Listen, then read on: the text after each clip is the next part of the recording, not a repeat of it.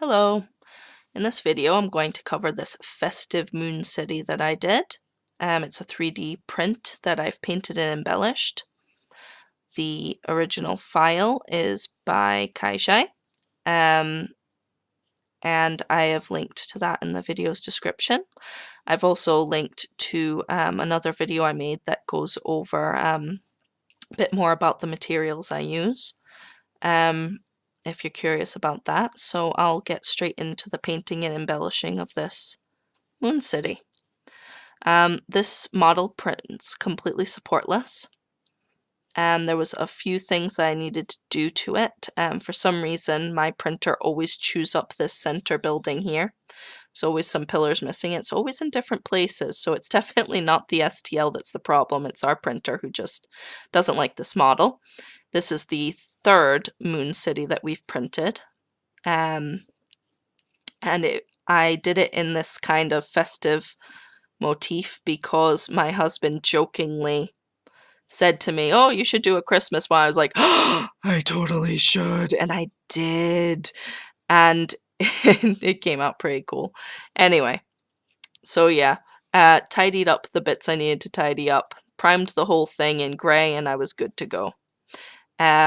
Waited a day for the primer to dry. I primed it in brushed on acrylic, as I prime all of my models with brushed in acrylic. You can spray prime if you like. This is definitely a model that people do like to spray, but I like to get into all the little crevices and make sure that I've covered every square centimeter with my primer. So yeah, next thing to move on to is blocking in colors. White for where the snow was going to go. This is actually fuzzy. It's not just white paint, it's flocking powder. Well, I guess it's snow powder.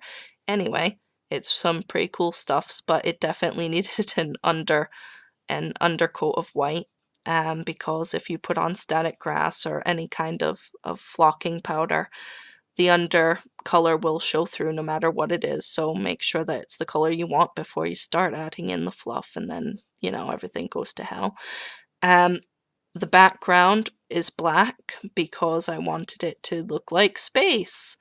And the moon part is just dull moon gray. I didn't do much with that at all because the focus is really in here. The next thing I did after that had dried for a day was I started, well, I didn't mention, but yeah, the buildings were all red. And it looked quite awful actually at first.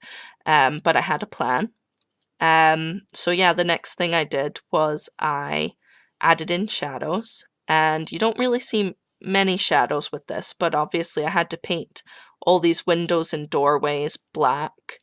I painted, you can see on the steps, I painted in purple shadows where the snow was going to go on top, with the hope that it would kind of show through the snow flocking fluff, which it did, sort of.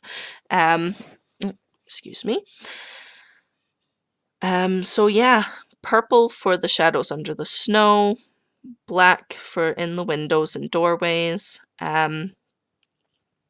and then it was time to move on to highlights, really. I highlighted all of the buildings with gold, because I thought, well, originally I was going to do it red and white, but it just looked candy shoppy and that it just looked horrible. So I went with red and gold. I highlighted everything. I did all the windows and the door jambs with the gold. And that was it was kind of taking shape, looking a bit festive.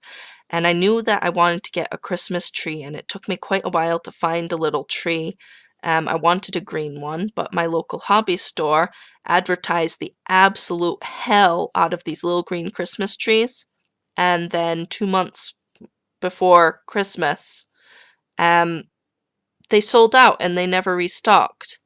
And they were still advertising them, and I was really, really miffed about that. But they still had the white ones because no one wanted the white ones. But I guess the white one kind of worked out well.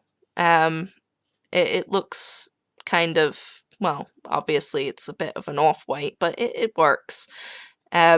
So I snipped out a building that was here because it just didn't look right stuck anywhere else. It needed its own space. So I just took some pliers and I kind of nipped out the building that was here, and I used its little kind of pedestal to put the tree in. And I just jammed it in a hole and I glued it in there, and it looked like it belonged, kind of. So yeah, that was more of the festiveness taking shape. Um, and then I decided to focus on the background. I had to add in those details. I masked off this part with just a piece of paper, and I took a paintbrush, not a paintbrush, I'm sorry, a toothbrush, loaded up with some white paint, and I flicked it and spattered the stars on, because that gives you a nice irregular splatter without with all different size stars, which I thought, well, I think is really the best way to make stars. I added in the little earth, which is painted in several layers, because I thought, well, it rather belonged there, coming from the moon. Even if you look at this as being a closed inside of the moon, it could be a mural. I'll just imagine it as a mural, I guess. But yeah, the earth was painted in several layers. I really wanted it there. I thought maybe this is where Santa lives, and this is how he sees you when you're sleeping, right? Works? Sure. So, the next thing was, well, I did quite a few layers of dry brushing in the gold, but that was pretty much all the painting done after the dry brushing in the little earth and the motif in the background.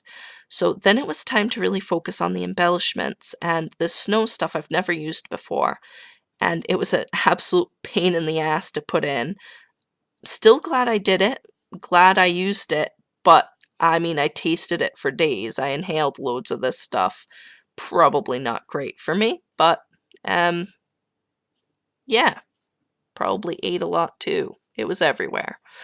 And I just added it in with, I brushed in PVA everywhere I wanted it to stick and just added it in sections and then tapped it out. It's basically the same as applying glitter. I mean, you put the glue down, you sprinkle it on, you tap out the excess, and you repeat.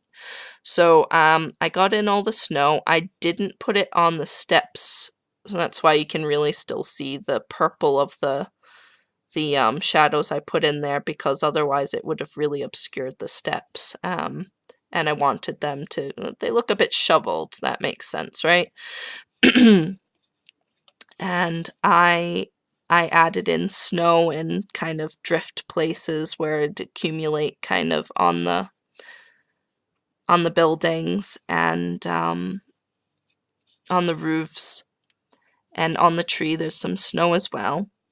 So that was the end of the snow. And as a last thing, I took apart I had some green clump foliage with red berries. And I took it apart into tiny, tiny pieces. I even separated out the red berries from the green.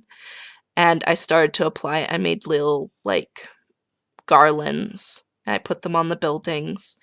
And then it just didn't look festive enough, so I put a garland around the tree. I added the red berries on top of the green. It's just really little bits of fluff, but I had to apply that very carefully with tweezers.